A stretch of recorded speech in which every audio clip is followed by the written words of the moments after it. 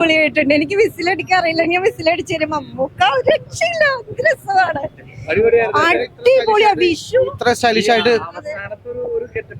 പൊളി. അവസാനമുള്ള starting to Mammukka വേറെ level. Mammukka ഒന്നും പറയാനോ, മമ്മൂക്ക പറഞ്ഞ സീനാണ്. ഒന്നും പറയാനില്ല, എന്തൊരു സ്റ്റൈലിഷ് ആണ്, എന്തൊരു ആക്ടിങ് ആണ്. അയ്യോ ഒന്നും പറയാനില്ല. അയ്യോ ഇത് തമ്പുരാനാണ് ശരിക്കും. കാണാൻ അടിപൊളിയാണ്. വിഷു തൂക്കി. അടിപൊളിയായിരുന്നു. ഞാൻ ഇതുവരെ കണ്ടിട്ടുള്ള ഏറ്റവും അടിപൊളി പടമായിരുന്നു. അടിപൊളിയായിരുന്നു. പറയാനായിട്ട് വാക്കുകളില്ല. അതുപോലത്തെ എന്തൊരു കോസ്റ്റ്യൂംസ് കാണണം, കോസ്റ്റ്യൂംസും സ്റ്റൈലിങ്ങും അടിപൊളിയാണ് എല്ലാം. വിഷു ഫാമിലി എല്ലാവർക്കും കാണാം, കുട്ടികളോട്ട് വലിയ എത്ര പ്രായമായ വിഷു തൂക്കി. അടിപൊളി പടമായിരുന്നു, നല്ലായിരുന്നു. ചെറിയൊരു റോൾ ചെയ്തിട്ടുണ്ട്. So happy about it. അത് സ്വാഗ് ആയിരുന്നു, right word.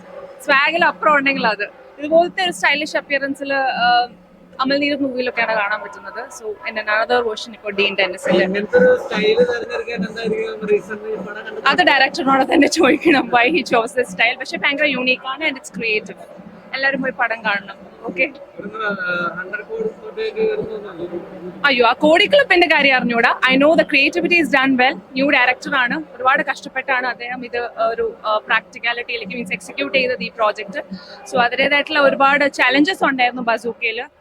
I new it because ഞാൻ 2023 ഇതിന്റെ ഷൂട്ടിംഗ് കംപ്ലീറ്റ് ചെയ്ത് 2024 എക്സ്റ്റെൻഡ് ആയി, പിന്നെ പോസ്റ്റ് പ്രൊഡക്ഷൻ ആയി, കുറേ ടൈം എടുത്തു. സോ ഒത്തിരി ബുദ്ധിമുട്ടിയാണ് നമ്മൾ ഈ പ്രോജക്റ്റ് റിലീസ് ആക്കിയത്. സോ എല്ലാവരും അതനുസരിച്ച് അപ്രീഷിയേറ്റ് ചെയ്യണം. 100 കോടി അതൊന്നും എനിക്ക് അറിഞ്ഞുകൂടാ. I don't know about all that.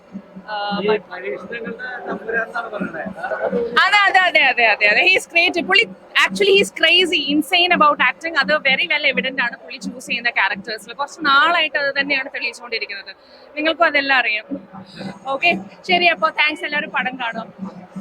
Sorry കണ്ടിരുന്നു.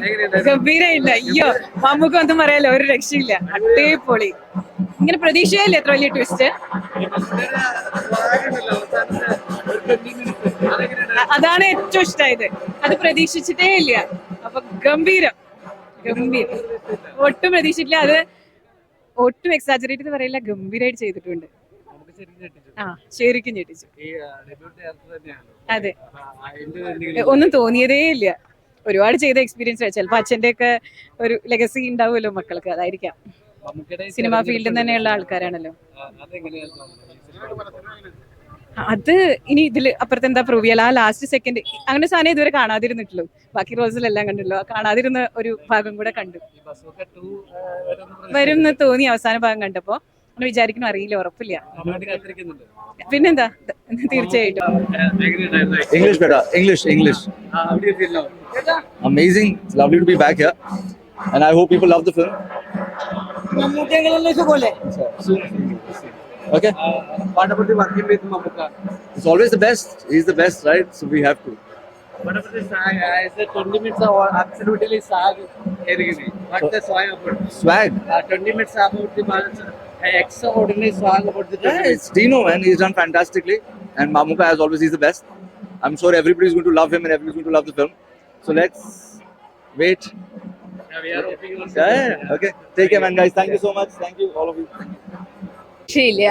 അടിപൊളിയാണ്. ലുക്ക് ഒരു രക്ഷയില്ല. മമ്മൂട്ടി വെറൈറ്റി പിടിച്ചേക്കണ സൂപ്പർ ആയിട്ടുണ്ട് പടം.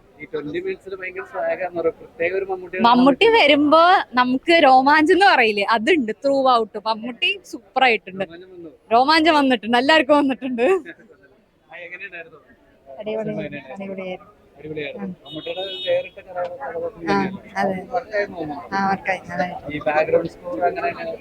എല്ലാം അടിപൊളിയായിരുന്നു. സൂപ്പർ.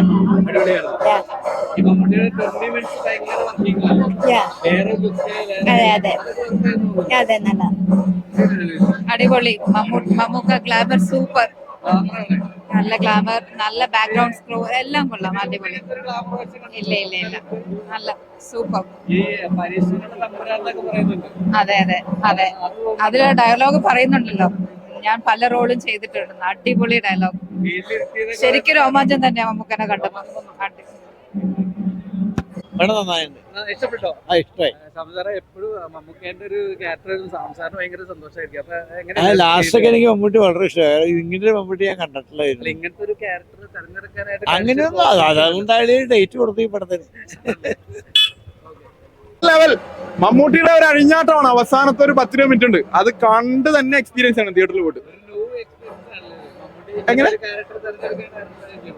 ഒരു നമുക്കറിയില്ല മമ്മൂട്ടി എപ്പോഴും എന്താ പറയാ പുള്ളി തേച്ച് മിനുക്കിക്കൊണ്ടിരിക്കുന്ന ഒരു മനുഷ്യനല്ലേ. അപ്പൊ അതുപോലെ പുള്ളി തേച്ച് മിനുക്കിക്കൊണ്ടിരിക്കുകയാണ്. എന്താ പറയാണ് നമുക്ക് നമ്മളിപ്പോ ഈ പടം ഇങ്ങനെ കണ്ടിട്ട് എന്താണെന്നൊക്കെ ഇങ്ങനെ വിചാരിച്ചിരിക്കുന്ന സമയത്ത് ഒരു ലാസ്റ്റ് ഒരു 10-20 മിനിറ്റ് ഉണ്ട്. എന്റെ പൊന്നെ പടത്തെ പീക്ക് ലെവലിലേക്ക് കൊണ്ടുപോയി ആ ഒരു സാധനം. അത് അയ്യോ എന്താ പറയാ ഒരു രക്ഷയില്ല. നമ്മൾ സത്യം പറയാ ഞെട്ടി എന്താ പറയാ വേറെ ലെവല്. ലാസ്റ്റ് ആൾക്കാരൊക്കെ അത്രയും ഒരു പീക്ക് ലെവലിലാണ് തിയേറ്റർ വിട്ടു വരുന്നത് ആ ക്ലൈമാക്സ് കണ്ടിട്ട്. കോടികൾ കളക്ട് ചെയ്യോ ഇല്ലയോ എന്നുള്ളതല്ല, പടം നമ്മളെ ഭയങ്കരമായിട്ട് എന്താ പറയാ ലാസ്റ്റ് പീക്ക് ലെവലിൽ കൊണ്ടുപോയിട്ടാണ് നമ്മൾ തിയേറ്റർ വിട്ടിറങ്ങുന്നത്. ഭയങ്കര ഒരു എക്സൈറ്റ്മെന്റോടാണ് നമ്മൾ തിയേറ്റർ വിട്ടിറങ്ങുന്നത്. അത് തന്നെയാണ് ഏറ്റവും വലിയ കാര്യം. ഡിനോ ടെന്നീസ് ഒരു പുതിയൊരു വാഗ്ദാനം തന്നെയാണ്. ഭയങ്കര സ്റ്റൈലിഷ് ആയിട്ടാണ് ഫ്രെയിംസ് ആയാലും ഷോർട്സ് ആയാലും. പിന്നെ മമ്മൂക്കനെ ഇത്ര സ്റ്റൈലിഷ് ആയിട്ട് എനിക്ക് തോന്നുന്നു ഞാൻ ഈ അടുത്ത ഒരു പടത്തിലും കണ്ടിട്ടില്ല. അതുപോലെ തന്നെ എന്താ പറയാ ആ പരീക്ഷണങ്ങൾ തമ്പുരാൻ തന്നെയാണ്, അതിന് യാതൊരുവിധ സംശയവുമില്ല. പിന്നെ അതുപോലെ ഇപ്പൊ ബിലാലിന് മുമ്പ് ഒരു സാമ്പിൾ വെടിക്കട്ട് പോലെയാണ് എനിക്ക് തോന്നുന്നത്.